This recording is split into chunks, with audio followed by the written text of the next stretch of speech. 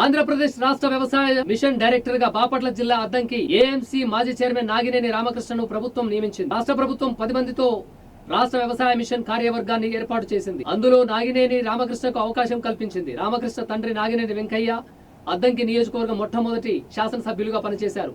రామకృష్ణ గతంలో Addanki AMC chairman గా దేనువకొండ గ్రామం మాజీ సర్పంచ్ గా పనిచేశారు. ఈ సందర్భంగా నాగినేని మాట్లాడుతూ వ్యవసాయ కార్పొరేషన్ డైరెక్టర్ గా నియమించిన ముఖ్యమంత్రి చంద్రబాబు నాయుడుకి, విద్యుత్ శాఖ మంత్రి గొట్టిపాటి రవికుమార్ కి కృతజ్ఞతలు తెలిపారు.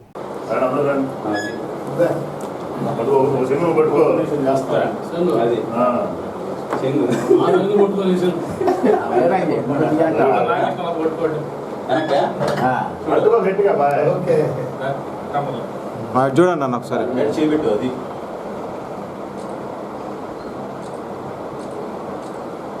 ఓకే.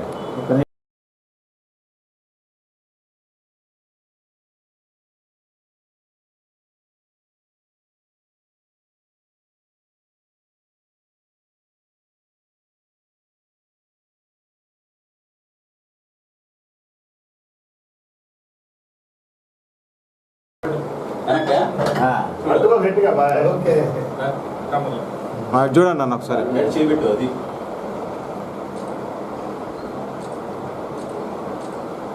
ఓకే. అందరూ నమస్కారం అండి. అద్దంకి నియోజకవర్గ తెలుగుదేశం పార్టీ సీనియర్ నాయకులు మన నాగినేని నాగకృష్ణ గారికి ఈరోజు ఆంధ్ర రాష్ట్ర వ్యవసాయ కార్పొరేషన్ డైరెక్టర్గా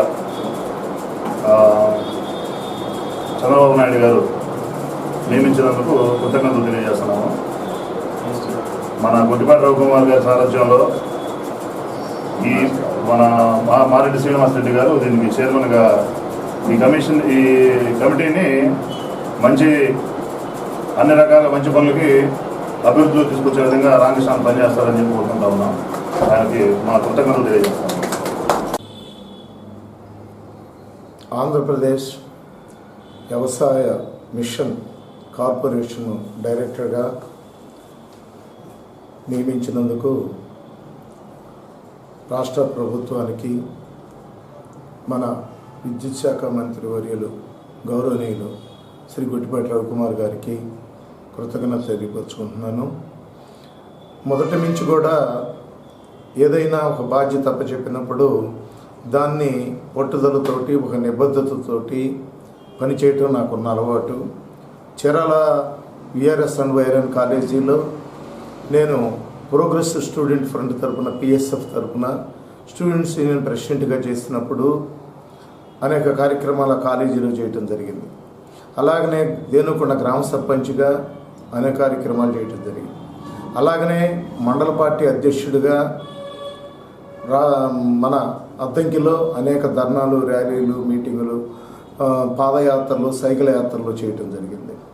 ఆ తర్వాత మార్కెట్ యార్డ్ చైర్మన్గా ఇస్తే ఒక వినూతనమైన పద్ధతిలో 10 మందికి ఉపయోగపడే విధంగా మార్కెట్ యార్డ్ని తీర్చిదిద్దటం జరిగింది. వీటన్నిటినీ దృష్టిలో పెట్టుకొని వీళ్ళందరూ అటు రాష్ట్ర ముఖ్యమంత్రి వర్యులు చంద్రబాబు నాయుడు గారు కానీ, మన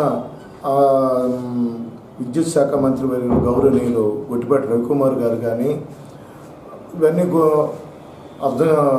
నా నిబద్ధతని, నా సర్వీస్ని దృష్టిలో పెట్టుకొని నాకున్న అంకిత భావాన్ని వారు గౌరవించి నాకు ఈ అవకాశం కల్పించడం వారికి మనసా వాచ కృతజ్ఞత తెలియపరుస్తున్నాను, ధన్యవాదాలు తెలియపరుస్తున్నాను.